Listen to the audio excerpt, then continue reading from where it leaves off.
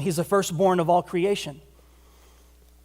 Some people get hung up on that. They say, well, Jesus was the firstborn, so what does that mean? He was created. And a Jehovah's Witness or a Mormon might come and look at this text and say, see there, it says that he was the firstborn of creation, therefore he must have been created. And the only problem with that is what the rest of the verse actually says. If you look at verse 16, it says that for by him all things were created in heaven and on earth. So everything that had ever been created was created by Jesus, visible and invisible, thrones, dominions, rulers, or authorities. Talks about those angelic realms. So if everything that has ever been created has been created by Jesus, then how could Jesus have created himself? Kind of circular kind of reasoning. So when it says firstborn of all creation, it's not talking about it in terms of sequence, biological sequence, chronological sequence of who was created when. The word firstborn is used that way, but it's also used another way. It's used to talk not about sequence, but about status.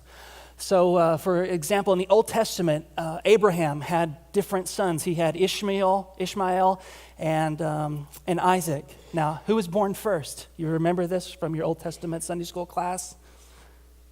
You got it right, Ishmael, yeah. But who was called the firstborn? Isaac. Now, why? Isaac was born second. How can he be the firstborn?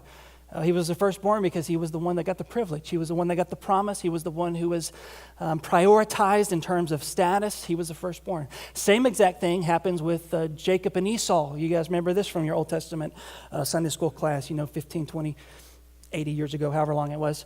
Esau was eating, going out hunting, and Jacob comes and gives him some soup and steals his birthright. And even though Esau was born first, Jacob is called the firstborn. Why?